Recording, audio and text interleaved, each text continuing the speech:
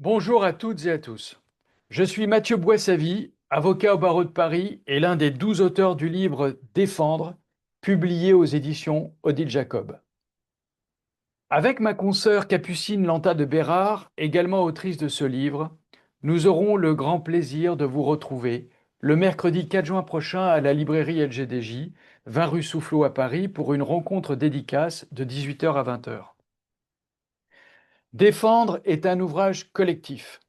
12 avocats pénalistes, 12 voix, 12 regards croisés sur ce métier que nous exerçons avec passion, exigence, parfois avec douleur, toujours avec engagement et sincérité. Ce livre, c'est une méditation collective sur l'art de défendre, l'art et l'éthique de la défense pénale. Ce livre est une exploration profonde et sincère de ce que signifie pour nous porter la parole du justiciable avec force et justesse pour convaincre les juges et participer à l'œuvre de justice. Il est structuré autour de deux grandes parties, l'identité de l'avocat pénaliste et ses outils. Il y est question d'éthique, de crédibilité, d'indépendance, de stratégie, de secret, d'argumentation, de plaidoirie, et aussi de fragilité, de lien à l'autre, d'empathie, de mots, de connaissances et de lois. Ce livre est né d'un désir commun, répondre aux préjugés, partager nos doutes, dire ce que signifie concrètement, humainement, défendre quelqu'un. Comme l'écrit Jean Boudot dans le premier chapitre digne d'être écouté, défendre, c'est un exercice d'intelligence critique dont le support principal est la loi. Mais c'est aussi, ajoute Christophe Bass, porter la fragilité de l'autre, parfois au prix d'exposer la sienne propre.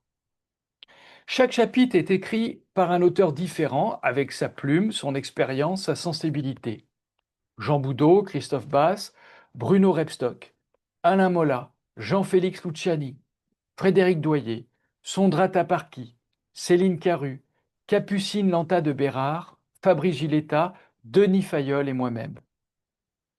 Le livre Défendre s'ouvre par une préface bouleversante de François Saint-Pierre. Il y rend hommage à Henri Leclerc, qui aurait dû l'écrire, mais qui nous a quittés avant la parution du livre. Ce texte d'ouverture, comme tout le reste du livre, est à lui seul une déclaration d'amour à la défense pénale. Il évoque un moment d'audience où Henri Leclerc, dans une affaire terrible, plaidait avec cette force qui le caractérisait. Ce souvenir devient alors le point de départ d'une question essentielle. Pourquoi, malgré la dureté des causes, la violence des faits, choisissons-nous de défendre un homme ou une femme accusé? François Saint-Pierre répond: il n'y a pas de procès équitable sans avocat de la défense, pas d'état de droit sans droit de la défense. Il rappelle aussi que l'avocat défend, comme le médecin soigne, c'est sa mission.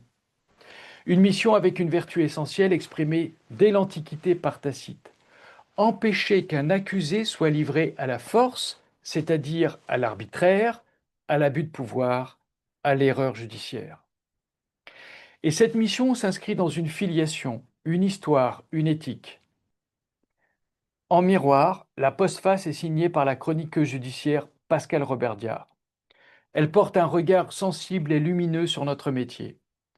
Elle parle de nous, les avocats, comme de ces êtres qui oscillent sans cesse entre le combat solitaire et l'appartenance à une lignée. C'est une phrase qui dit beaucoup de ce que nous sommes.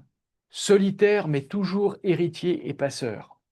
Passeurs d'un savoir-faire, d'un rapport au monde et aux autres, d'une certaine idée de la justice. Elle rend aussi hommage à cette posture si particulière qu'est la nôtre, être avec mais jamais à la place d'eux, tenir la parole de l'autre sans jamais la confisquer, être en empathie mais ne jamais se substituer. Nous avons voulu ce livre comme un acte de transmission, un dialogue à plusieurs voix destiné à nos confrères avocats, aux magistrats, aux étudiants et au grand public qui s'interroge: comment pouvez-vous défendre? La réponse est dans ces pages, parce qu'on ne peut pas juger sans entendre, parce que défendre, c'est permettre à la justice d'advenir. Alors venez nombreux nous retrouver le 4 juin à 18h à la librairie LGDJ. Nous serons heureux d'échanger avec vous, de parler du livre, de notre métier et peut-être de ce qui nous relie toutes et tous à cette idée essentielle, celle de justice. À très bientôt.